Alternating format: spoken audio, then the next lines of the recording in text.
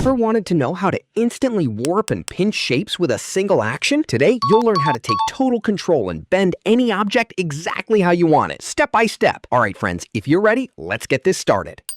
In today's video, we're going to create this tent kiosk vector from scratch. Along the way, you'll pick up tons of practical tricks that you can easily apply to your other projects, so I know this is going to be super helpful for you. It's been a while since my last vector tutorial, and for my longtime subscribers who love this kind of content, I really wanted to pack this one with valuable techniques. If you want to show some love, please don't forget to hit that like button. Honestly, your likes and comments are the best reward for my hard work. So take a second to smash that like button right now, and definitely leave a few words in the comments at the end. This video is also incredibly important for anyone creating vectors and icons for stock sites. I know AI tools temporarily slow down the demand on stock platforms, making sales feel a bit low, but I truly believe things are slowly bouncing back to normal. So don't lose heart. Keep creating and putting your vector icons out there, my friends. To copy it, I just hold down the Option or Alt key and drag it over. If you hold down Shift at the same time, it'll snap to a straight line perfectly. Once you've duplicated the first one using these keys, you can just press Command D or Control D to repeat the action at the exact same distance as many times as you want. Honestly, to me, this is one of the most useful and essential features in Illustrator. In this next part, I'm holding down Shift to select the bottom shapes at the fold, and I'm going to make their colors a bit darker to create a subtle 3D shadow effect. After that, we'll pinch the top section inward to make that depth pop even more. By the way, the tool I'm about to use usually isn't visible in the default toolbar, but you can easily activate it just by pressing the E key.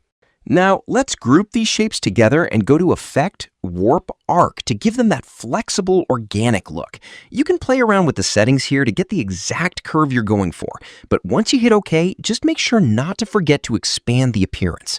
From here on out, we're simply going to draw different shapes, line them up, and build our vector piece by piece.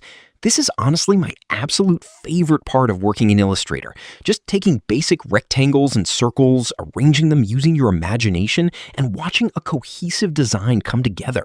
Seeing that final result is just incredibly satisfying. When I'm working on vectors off camera, I usually spend a ton of time fine-tuning the colors, and finding those perfect matching shadow tones is always one of the most rewarding parts of the process.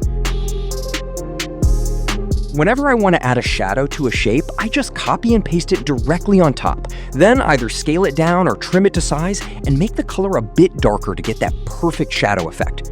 Throughout this video, you'll see me going to the Edit menu to copy and paste in front, but the much faster way to do this is simply pressing Command or Control+C and then Command or Control+F to paste it directly on top. The difference between doing this and using standard Ctrl+V is that it places the copy in the exact same spot as the original, whereas Ctrl+V pastes it randomly on the screen, meaning you waste extra time trying to align it. And here's a bonus tip for you. By pressing Command or Ctrl+B, you can paste your copied shape directly behind the original. Normally, pasting puts the new object on top, but with the B shortcut, it goes right underneath. Definitely write that one down. You're gonna need it. By going to Object, Path, Offset Path, you can easily scale any shape inward or outward perfectly from all sides. In the window that pops up, if you type in your value with a minus sign in front, it shrinks the shape. And if you leave the minus out, it expands it by that exact amount. It's a seriously amazing tool. Now, with circles or perfect squares, you can get away with just copying, pasting, and holding down Shift to scale them manually. But if you try that with a rectangle or complex shapes, manual scaling will completely mess up the proportions. That's exactly when Offset Path comes to the rescue to keep everything perfectly uniform. Now, to add those little decorative flags to our kiosk, I'll start by drawing a simple line. To get that hanging rope shape, we're actually going to repeat the steps we've done so far in this video, which is a great way for you to practice and lock these techniques into your memory. First, let's expand the line. For the flag itself, I'll draw a square, rotate it 90 degrees, use the Direct Selection tool to pull the top anchor point down, and then round out the bottom point. You can skip the rounding if you want. It's totally a matter of personal preference. Next, I'll hold Option or Alt and drag to create a copy, and then press Command or Control-D to repeat it as many times as needed. Once that's done, we'll group the line and the flags together and go to Effect, Warp, Arc to bend them.